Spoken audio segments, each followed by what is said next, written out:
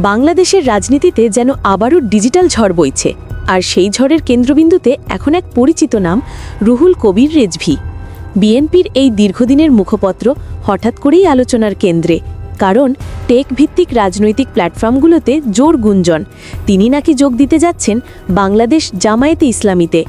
প্রথমে অনেকে একে অফবিট নিউজ ভেবে উড়িয়ে দিলেও এখন তা সোশ্যাল মিডিয়া ট্রেন্ডে পরিণত হয়েছে। বিভিন্ন রাজনৈতিক পেজ, ইউটিউব চ্যানেল আর পডকাস্টে এখন রেজভীর এই সম্ভাব্য দলবদল নিয়েই বিশ্লেষণ চলছে।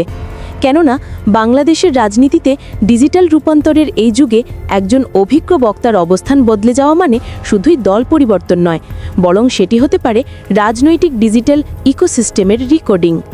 বিএনপির ভেতরের সূত্রগুলো বলছে, রেজভী বেশ কিছুদিন ধরেই দলের সিদ্ধান্ত প্রক্রিয়া নিয়ে হতাশ ছিলেন।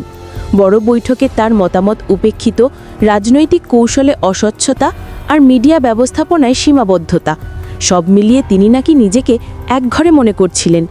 অন্যদিকে জামায়াত এখন তাদের অনলাইন স্ট্র্যাটেজি পুরোপুরি নতুনভাবে সাজাচ্ছে। তারা রাজনৈতিক মাঠ ছাড়াও ডিজিটাল মিডিয়া দুনিয়ায় নিজেদের শক্তিশালী অবস্থান তৈরি করতে চায়। YouTube talk show, news analysis, Facebook live আর টুইটার থ্রেড, সবখানেই এখন দলটির তরুণ প্রজন্ম কাজ করছে। তারা চায় এমন একজন কণ্ঠ যিনি শুধু রাজনীতি বোঝেন না, বরং অনলাইনে মানুষকে ইনফ্লুয়েন্স করতে জানেন। রেজভী সেই জায়গাতেই পারফেক্ট ফিট। তিনি বহু বছর ধরে দেশের রাজনৈতিক বক্তব্যের অন্যতম শক্তিশালী ভয়েস, যার যুক্তি, আইনি ব্যাখ্যা ও শব্দচয়ন এখনও রাজনৈতিক বিতর্কের মান নির্ধারণ করে।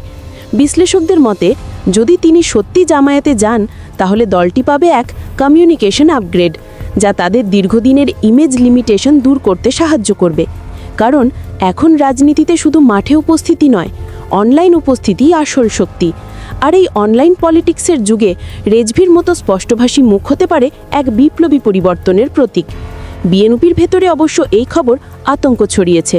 রেজভী ছিলেন দলের ব্রেন, যিনি শুধু মুখপত্র নন, বরং দলের আইনি ও নৈতিক অবস্থানকে সঠিকভাবে ব্যাখ্যা করতেন।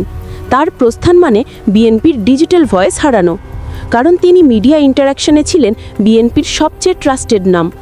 অনেকে বলছেন, দলের তরুণ কর্মীদের মধ্যেও তার প্রভাব প্রবল ছিল। তার মতো একজন বিশ্লেষক চলে গেলে বিএনপি হয়তো মিডিয়া স্পেসে পিছিয়ে পড়বে। অন্যদিকে জামায়াতের নেতারা এখন রেজভীর মতো রাজনৈতিক চিন্তাবিদদের গুরুত্ব দিয়ে দেখছেন। তাদের ধারণা, প্রযুক্তি নির্ভর রাজনীতির এই যুগে বুদ্ধিবৃত্তিক ও প্রফেশনাল নেতারাই দলকে আন্তর্জাতিক পরিসরে নতুন ইমেজ এনে দিতে পারে। বিশেষ করে YouTube news channel, online panel discussion বা ডিজিটাল পলিটিক্যাল কন্টেন্ট, এসব জায়গায় রেজভীর উপস্থিতি জামায়াতের জন্য হতে পারে এক নতুন ধাপ।